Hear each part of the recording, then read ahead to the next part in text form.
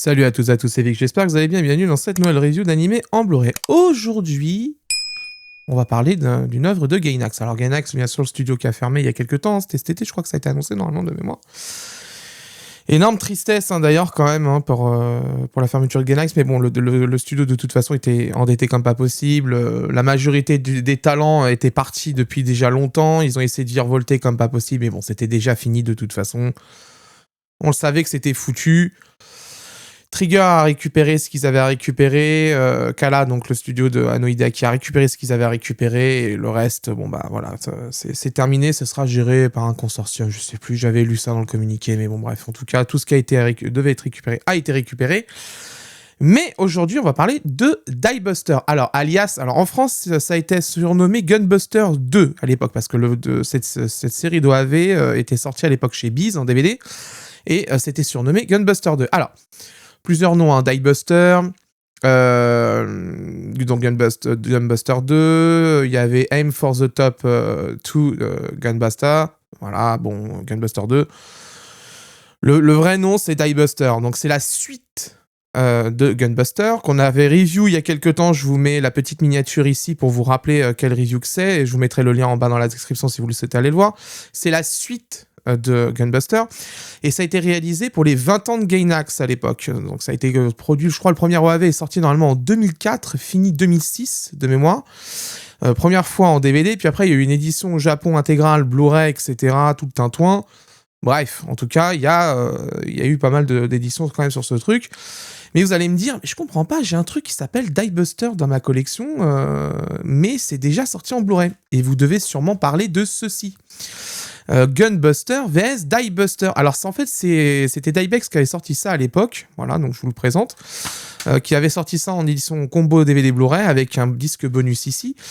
En fait, c'est un montage film des OAV, de Gunbuster et de Diebuster. Mais le problème, c'est que ce montage, moi, à mes yeux, n'a aucun intérêt en réalité. Le vrai montage, c'est celui-là, en fait. C'est celui OAV, donc il y a 6 OAV à l'intérieur. Ça, c'est une version, à mes yeux, bâtarde, hein, comme on dit, hein. C'est pas une version que j'apprécie beaucoup, je l'ai dans la collection parce que voilà, mais c'est pas quelque chose que j'apprécie beaucoup, hein.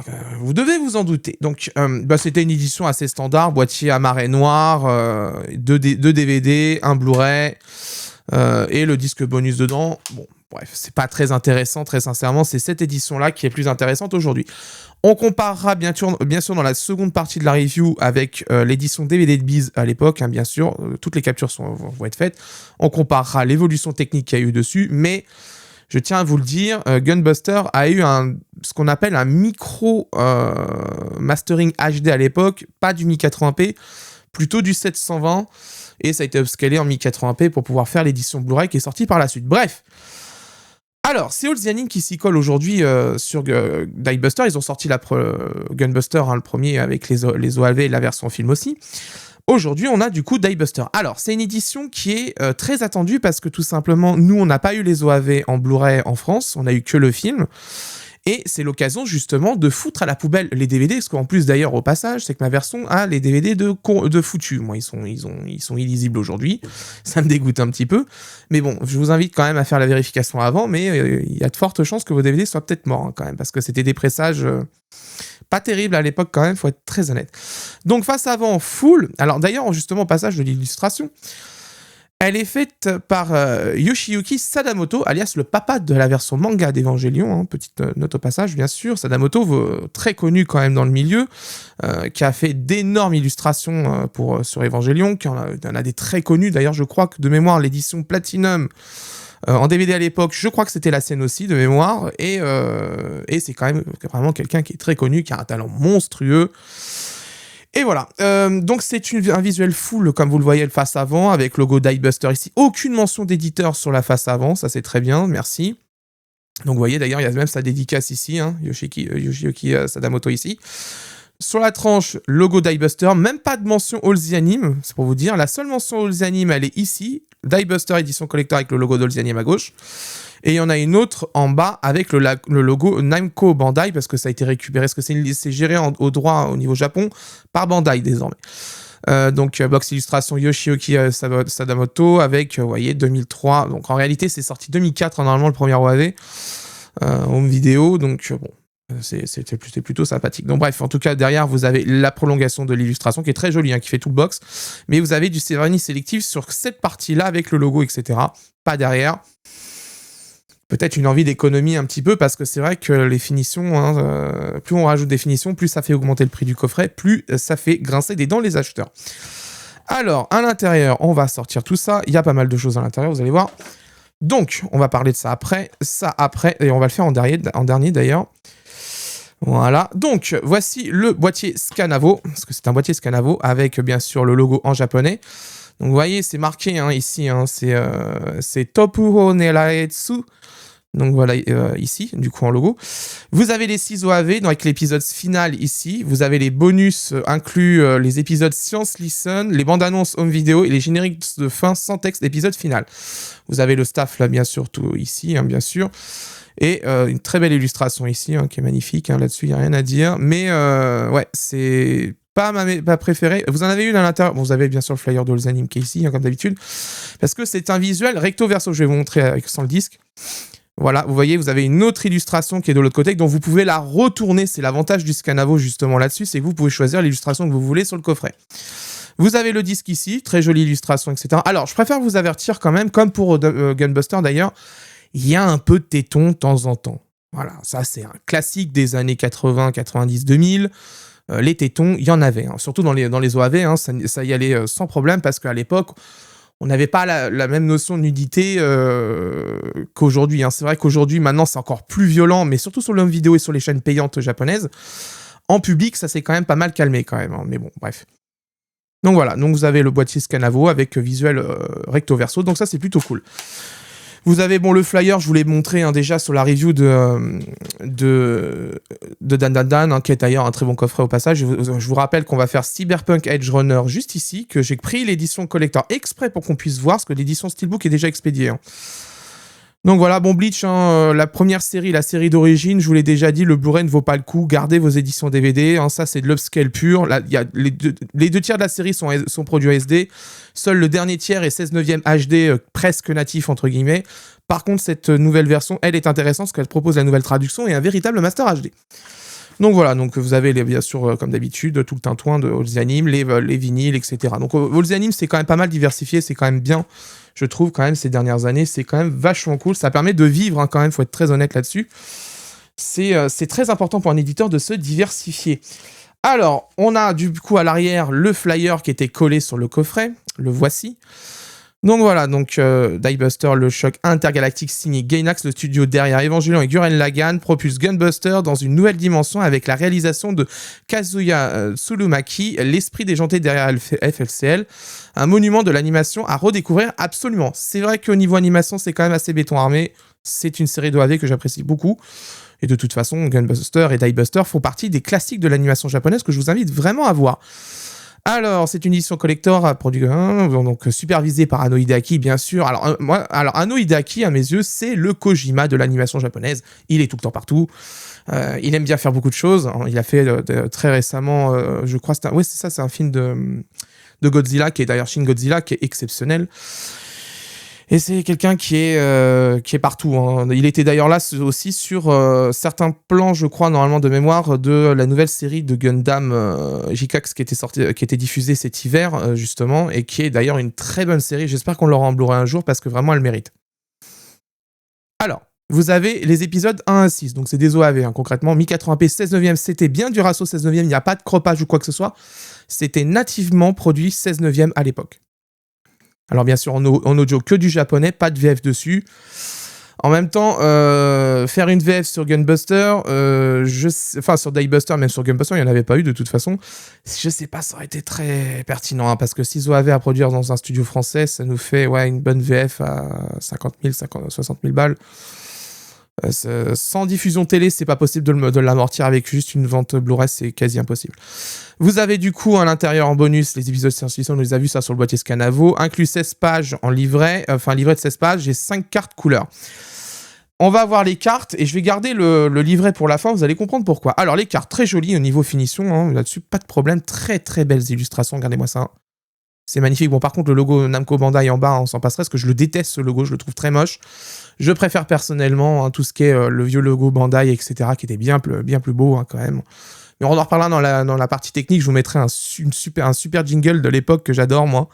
Et vous allez comprendre pourquoi tout ça, c'est mon enfance. Alors, voilà, donc ça, c'est des très très belles illustrations. C'est que recto, il n'y a pas verso derrière. Voilà, donc vous voyez, très très joli. La pression est vraiment impeccable dessus, c'est vraiment nickel.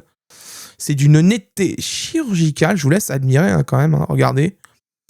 C'est vraiment très très beau, il n'y a rien à dire là-dessus. C'est vraiment impeccable, regardez-moi ça. Magnifique. Ah, vous avez une version en chibi, regardez, hop, voilà. Et vous voyez ici, vous avez le nom de la personne qui a fait l'illustration ici. Donc là, c'est Yoshitsune Izuna, et vous avez les mentions copyright, etc. Et bien sûr, ça ne doit pas être vendu séparément. Alors, on va passer sur le livret, et maintenant je vais vous expliquer quelque chose qui s'est passé justement pendant l'expédition des coffrets. Il y a eu un petit souci chez Olzianim pendant l'expédition des coffrets, c'est que le service logistique de Olzianim a été très rapide quand même, et depuis qu'ils ont changé, qu'ils sont passés en Autriche avec UPS en expédition, c'est devenu très très rapide les expéditions chez Olzianim. C'est-à-dire que quand les coffrets sont arrivés dans l'entrepôt d'Olzianim en Autriche, ils sont déjà en préparation pour l'expédition. Pour ceux qui l'ont précommandé, j'insiste bien sur ce point-là. Il s'est avéré que, malheureusement, au moment de l'expédition très rapide, il y a eu des personnes qui l'ont eu vraiment en avance et qui ont vu qu'à l'intérieur, et je vais vous le montrer, le livret est en anglais, alors qu'il est censé être en français, parce qu'il avait été traduit justement pour l'occasion.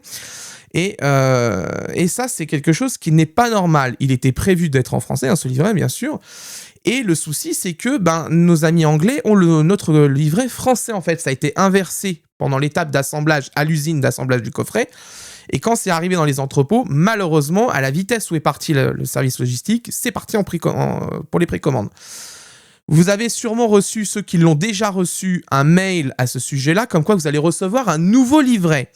Tous ceux qui n'ont pas reçu le coffret, qui avaient déjà d'autres coffrets en commande, vont recevoir directement un coffret avec le livret français déjà à l'intérieur.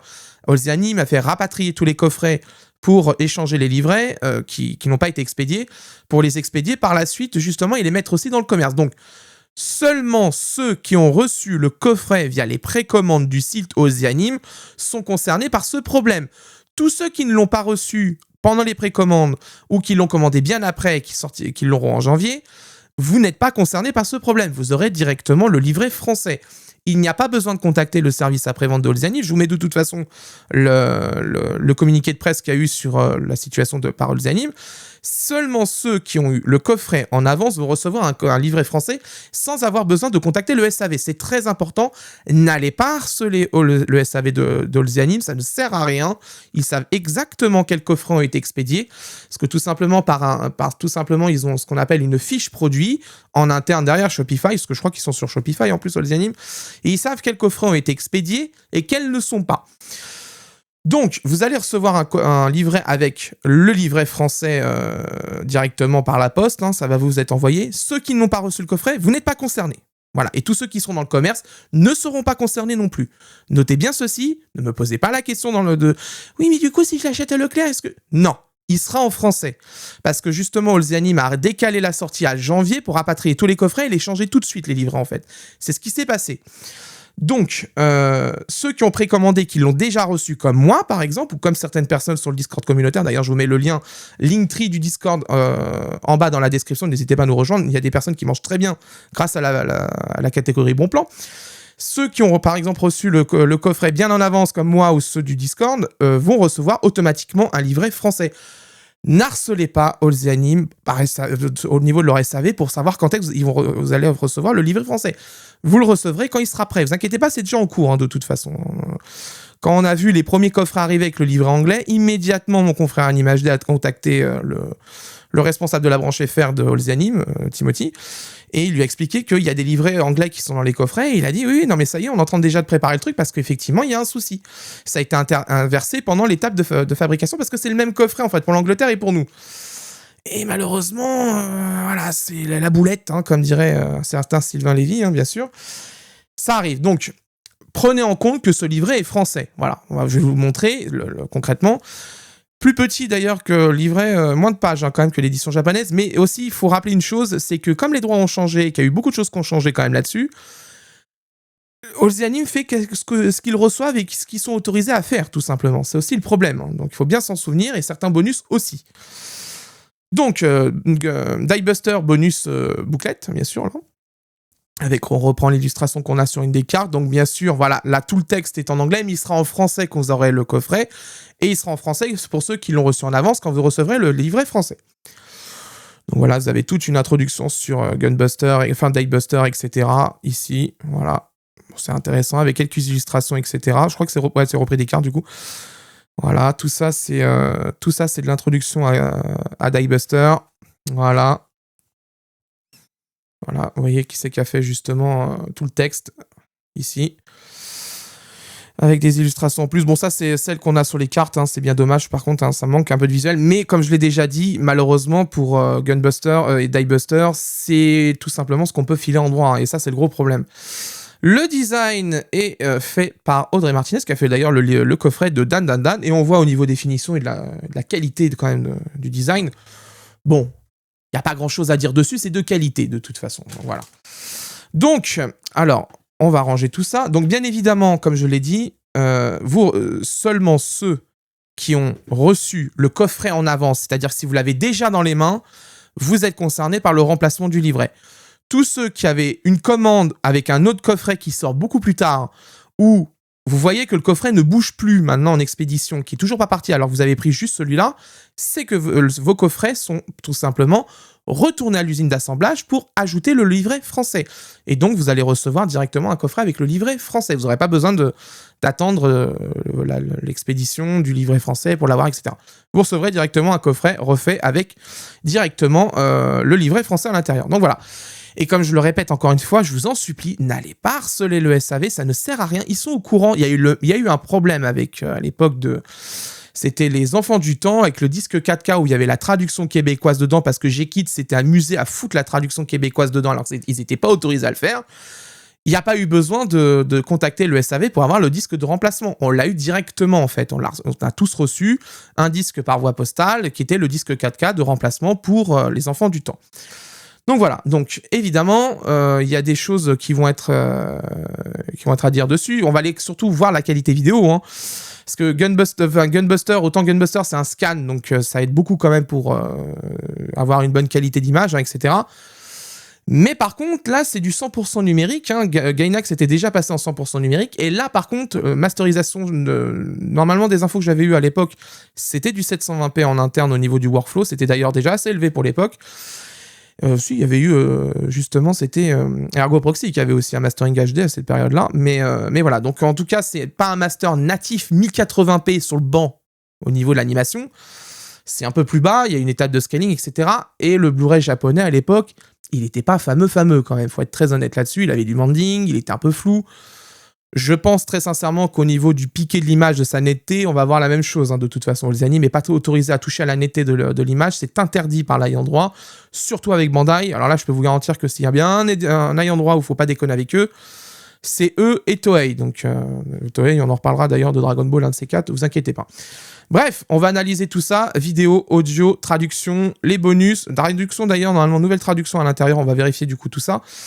Et je vous donne rendez-vous dans la seconde partie de la review. À tout de suite. Bon, j'ai pu comparer Diebuster avec l'ancienne version DVD de Beez, le coffret Blu-ray japonais parce qu'il y avait déjà un comparo qui avait été fait à l'époque, et notre Blu-ray français. Voici mon avis. Bon, la définition du grand classique 1080p avec un ratio de 16 neuvième. Hein, comme je vous l'ai dit pendant l'unboxing, le Diebuster a été nativement produit en 16 neuvième à l'époque. C'était d'ailleurs les tout premiers 16 neuvième qui étaient faits à cette époque-là. En 2004, on commençait vraiment à arriver bien comme il faut dans le 16 neuvième. La diff télé commençait déjà à se faire au Japon. Un FPS de 23,76, on reviendra là-dessus parce que ça a son importance. Une compression en H264 via X264, ça aussi on reviendra dessus. Et un débit moyen qui avoisine en moyenne à 30 mégabits par seconde. Nous revoilà plus de 2 ans après la sortie de Gunbuster. C'est le moment parfait pour sortir sa suite, Diebuster. Premier truc qu'il faut savoir, contrairement à Gunbuster, Diebuster est une production 100% numérique. La bascule avait déjà été faite chez Gainax et c'était d'ailleurs depuis quelques temps déjà fait en fait. Première chose qu'on peut voir, c'est que cette édition Blu-ray corrige les gros problèmes de l'édition DVD de Beez de l'époque, à savoir une dérive colorimétrique colorimétrique est lié au passage du NTSC, qui est le standard des DVD au Japon, pour le PAL européen de nos DVD à nous à l'époque. Parce que c'est la grosse différence au Japon. Aux États-Unis, ils sont en NTSC et nous, on était en PAL. Donc ça, déjà, c'est une grosse contrainte et vous allez comprendre pourquoi. Car tout simplement, ce transfert s'accompagne aussi d'un changement du color matrix, donc du système pour, je schématise un petit peu, ce qu'on appelle la matrice de couleurs, etc. Entre le NTSC et le PAL, c'était pas les mêmes. Et donc, automatiquement, ça s'était fait depuis les masters NTSC vers PAL, on faisait un transfert color matrix. Et des fois, ça se passait pas très bien, vous allez voir. Je vous mets l'exemple à l'image. Ça, c'est le Blu-ray français et japonais, car ils ont la même colo. Et ça, c'est le DVD de Bise. On le voit clairement à droite ou à gauche, je sais plus aussi, en fonction de quelle capture je vais vous montrer. Mais le rose devient rouge sur le DVD de Bise. Et les peaux des persos deviennent avec une dérive du vert. Il y a une teinte verte qui s'installe dedans. Et bah ça, c'est un grand classique des conversions NTSC vers PAL avec un transfert color matrix. Elles étaient très mal faites à l'époque. Les DVD d'animation français, à l'époque, ils avaient sale réputation à cause de ça, justement, parce que c'était très mal fait, pas compensé. Et c'était assez brutal. Donc ça faisait que les couleurs n'étaient pas terrible quand même au final. C'est pour cette raison que vraiment de manière générale les DVD européens avaient sale réputation à l'époque. On privilégiait souvent soit les DVD japonais soit les DVD américains parce qu'ils étaient sur la même norme de diffusion NTSC avec un Rec 609 de mémoire ou 601 je sais plus, mais c'était vraiment les mêmes normes de diffusion et de color matrix à l'époque. L'autre point qui a été corrigé, c'est les bandes noires qui étaient présentes sur la version DVD française qui ont disparu avec la version française et qui permet aussi de récupérer le bon ratio d'image sans déformation comme il y avait à l'époque sur le DVD de Bise. Là, c'est corrigé, tout est parfaitement à l'équilibre au niveau des formes, etc. J'ai tout vérifié, tout est nickel, il n'y a aucun souci là-dessus. Et l'autre point que ça a résolu, ça c'est les contraintes aussi de notre norme à la con du PAL à l'époque sur les DVD. Nous étions en 25 fps sur nos DVD, le Japon est en 29/70i ou 23,976, ça dépendait si c'était un DVD progressif ou pas. Mais du coup, on retourne sur la vitesse d'origine de l'animé, c'est-à-dire le 23,76, qui n'était pas le cas avant, parce qu'on était sur le 25. Et donc, il fallait faire une accélération de la vidéo, ce qu'on appelle un PAL speed-up, qui disait qu'il fallait automatiquement augmenter la vitesse de la vidéo, plus le son qu'il fallait après corriger derrière au niveau de la hauteur d'onde. C'était vraiment chiant, toutes ces normes-là à la con sur les DVD d'époque. Aujourd'hui, ça n'existe plus avec le Blu-ray, et tant mieux parce que franchement, c'était vraiment pénible. Tout ça est résolu sur notre Blu-ray français, et ça, c'est une excellente nouvelle. Concernant la qualité vidéo, alors on va pas se mentir, le Master HD de Diebuster est loin d'être parfait. Déjà parce que l'upscale à l'époque, les algos n'étaient pas aussi performants qu'aujourd'hui, mais c'est surtout qu'il a des traces de color banding incrustées dans le fichier ProRes. Il suffit de mettre le Blu-ray japonais en face, les traces sont identiques aux mêmes endroits. Je vous mets les liens en description des captures pour que vous puissiez vous faire votre avis, mais concrètement, le master était déjà de base pas terrible. Bien qu'il y a eu pourtant un traitement qui avait été fait à l'époque pour éviter justement ce genre de problème, c'était pas suffisant et je pense surtout que comme c'était les premiers Blu-ray qu'ils sortaient à l'époque, ils ont eu un peu les pétoches d'y aller vraiment pour corriger le problème. On tâtonnait encore un petit peu la technologie Blu-ray à ce moment-là quand il est sorti le coffret, et de manière générale, ce master-là, il n'est pas natif 1080p, donc ils ont peut-être jugé utile de ne pas y aller trop fort, à tort, justement, parce que ils auraient été vraiment rentrés dans le problème pour le régler. Je pense que ça aurait pu être résolu assez facilement. Mais bon, malheureusement, ça n'a pas été fait. Concernant la qualité d'encodage de notre édition française, c'est assez similaire à l'édition japonaise. Elle dispose elle aussi de 30 mégabits par seconde en moyenne au niveau du débit vidéo. Je vous montre la courbe entre les deux éditions, c'est vraiment très similaire en vrai. X264 permet quand même d'avoir une qualité de compression vidéo très bonne dans l'ensemble, un chouïa mieux que le Blu-ray japonais sur certaines scènes, mais quelquefois c'est l'inverse, c'est la configuration qui fait justement s'il y avait eu 2-3 optimisations encore dans X264, on aurait pu encore vraiment être au-dessus du Blu-ray japonais sur pas mal de plans où il est un tout petit peu en retrait, mais globalement c'est vraiment de très très bonne qualité, c'est quasi similaire au Blu-ray japonais. Un coup on est devant lui, un coup on est derrière lui, bon, c'est pas ça qui va changer l'expérience de visionnage sur Diebuster concrètement. Enfin bref, nous avons un Blu-ray français qui se rapproche beaucoup de ce qui a été fait au Japon à l'époque, c'est identique au niveau colorimétrie, y compris au niveau des traces de color banding. Bon ça c'est le problème du fichier ProRes qui a été reçu, qui doit pas être terrible quand même là-dessus. Pas de miracle sur ce point, je pense que Bandai surveille si quelqu'un tente de faire quelque chose là-dessus au niveau filtrage, donc Olziani a préféré ne pas prendre de risque au lieu de se faire cramer bêtement avec un eye endroit aussi puissant qu'est Bandai. Avis favorable, au moins on est traité de la même manière par rapport au Japon, c'est quand même une bonne news. Au niveau du son, VO DTS HDMI 5.16 bits, 48 kHz. Alors pas de VF sur Diebuster, en même temps la seule diffusion TV qu'a eu les OAV à l'époque, c'était sur No Life, et c'est pas avec le peu d'argent qu'avait la chaîne qu'ils allaient investir dans un doublage français avec Bise. Et avec la mort de G1 et Game One dans les prochaines semaines, le financement de pas mal de VF va devenir compliqué pour beaucoup d'acteurs français, à l'heure où les coûts de production d'un doublage sont en augmentation en France. hein, quand même, faut quand même le dire. Hein. Nous héritons du mixage 5 points. Alors, j'entends certains, oui, mais le mixage stéréo, il est pas là, blablabla. En vrai, le mixage 5 points est plutôt bon. Les disques Blu-ray est d'ailleurs pas mal rempli. 43 Go d'utilisés sur 50 de dispo. Si on veut mettre des bonus dedans, il faut faire un peu d'économie. Vous avez sur vos platines de quoi faire un down mix. Il faut s'en servir. Concrètement, c'est ça qu'il faut faire. Hein. Très honnêtement, ça fera le taf. De toute façon, si vous mettez si vous écoutez en stéréo, c'est que vous avez pas de barre de son, rien du tout. Juste le son de votre téléviseur. Franchement, vous allez pas entendre la différence, hein, très honnêtement. C'est du son lossless, propre, sans pas le speed up. C'est du miel pour les oreilles. Montez un peu le son hein, quand même pour profiter sur votre installation audio. Faut quand même être honnête, hein, c'est pas non plus le mixage 5 points vraiment exceptionnel comme on en a eu sur certains films ces dernières années, où vraiment c'était au poil avec des effets de partout, etc. Non, là c'est quand même un 5 points des années 2000 quand même, c'est plus raisonnable. Bon, ça fait quand même le taf, hein, faut remettre dans son contexte, hein, c'est un 5 points des années 2000, c'est pas comparable avec des 5 points, voire même des 7 points, voire même du Dolby Atmos de ces dernières années 2025, hein, ça c'est sûr, hein, faut pas se leurrer, hein. Donc c'est quand même bien pour ce que ça propose. Au niveau de la traduction et des sous-titres, Olzani propose sur cette édition Blu-ray une nouvelle traduction, comme pour Gunbusters, c'est G6MF qui s'occupe des nouveaux sous-titres avec une traduction par Stéphane Lapie, traducteur des Fates chez Olzani, de Pio la Madoka Magica chez Wakanim, des Monogatari. Dans l'ensemble, c'est une nouvelle traduction et qui est d'une grande qualité. Quand même mieux adapté que l'ancienne Fate chez Titra sur les DVD de Biz à l'époque, hein, que j'avais quand même tendance à râler sur le taillage des répliques pour être absolument dans les standards Titra. Il y avait des choses qui me plaisaient pas du tout dans les choix qui avaient été faits à l'époque. Là, c'est quand même bien mieux. Il y a quand même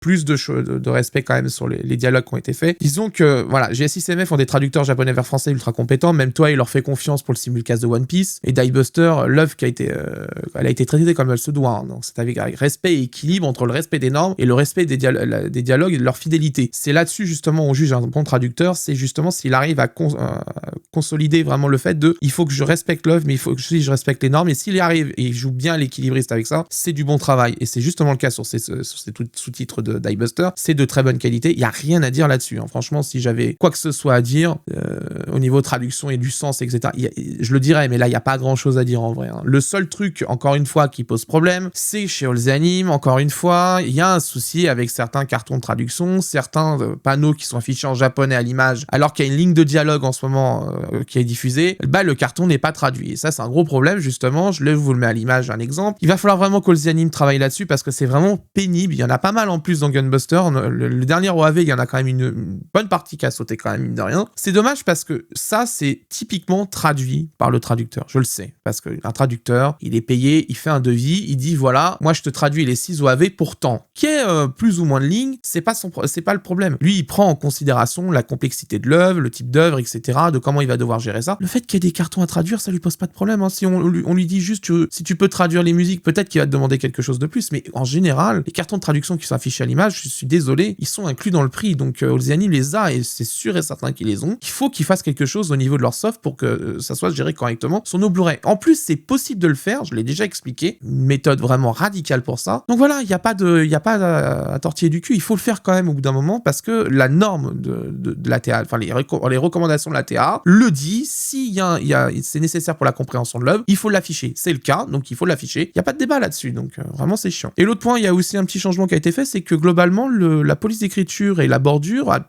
légèrement changé, on a plus de contours au niveau des sous-titres, c'est une bonne chose, il faut garder ce style-là, c'est un peu mieux quand même pour la lecture, donc je note quand même qu'il y a eu des changements qui ont été effectués globalement au niveau du Blu-ray d'Olzani. Direction le menu des disques pour constater ce qu'il y a en bonus. Alors, il y a le manque de l'interview qui était dispo sur l'édition DVD de Biz à l'époque. Alors évidemment, Olzani met ce qui est autorisé par l'ayant droit. C'est toujours le même problème. Et mon petit doigt me dit que ça n'a pas été simple les validations, car même dans le menu du disque, il n'y a même pas de musique, alors que c'est une tradition chez l'éditeur depuis des années. En général, sur 95% de leur Blu-ray, quand vous êtes dans le menu, vous avez la musique du film, ou la musique de l'opening, ou de l'ending, ou un truc comme ça. Vous avez une musique. Et là, il n'y en a même pas. Alors ça, en général, c'est mauvais signe. C'est signe que l'ayant droit a même pas autorisé ça justement dans le menu. Donc je pense que ça a été compliqué au niveau validation quand même. Vous avez néanmoins les Science Listen 1, 2 et 3, l'ending crediless et les bandes annonces home vidéo, mais effectivement l'interview qui était disponible sur l'édition DVD de Biz a sauté, donc si vous avez ces DVD là d'époque, gardez-les au moins pour ce bonus. On passe aux points positifs et négatifs. Les positifs, très beau coffret dans l'ensemble,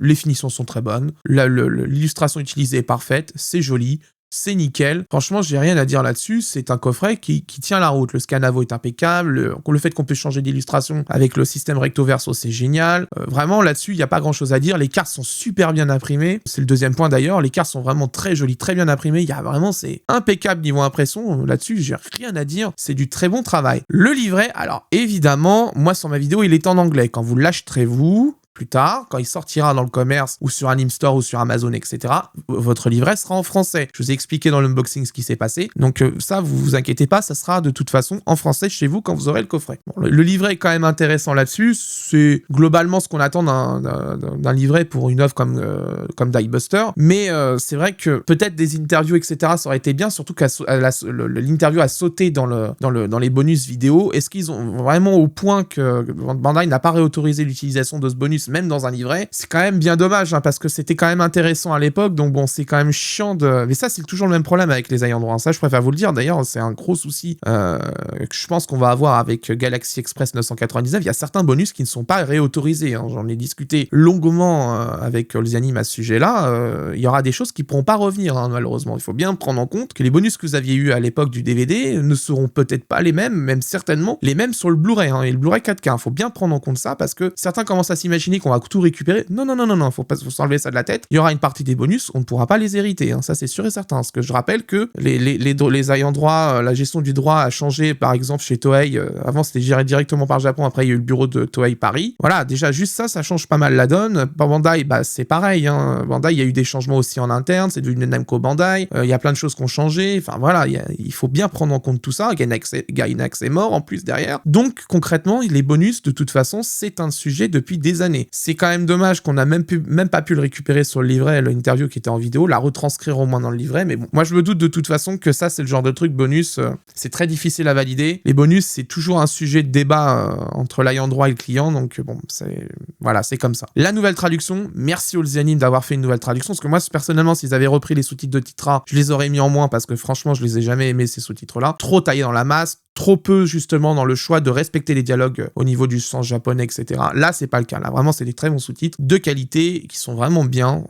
Enfin, on a des sous-titres vraiment de bonne qualité et faits correctement, parce que moi, je vous le dis, hein, j'apprécie beaucoup Die Buster, c'est pas le problème, mais c'est juste que l'édition DVD de Biz à l'époque m'énervait quand même pas mal là-dessus. Alors que je suis plutôt fan de Biz, hein, quand même, au niveau de ce qu'ils ont fait. Ils ont fait pas mal de choses, hein, quand même, en France, au niveau Blu-ray. Ils ont fait GITS SAC, ils ont fait Gundam 00, ils ont fait plein de choses comme ça. Des séries qui sont pour moi très importantes, mais sur Die Buster, je suis désolé, les sous-titres, ils étaient pas terribles, hein, quand même. Trop taillés, trop suradaptés, trop.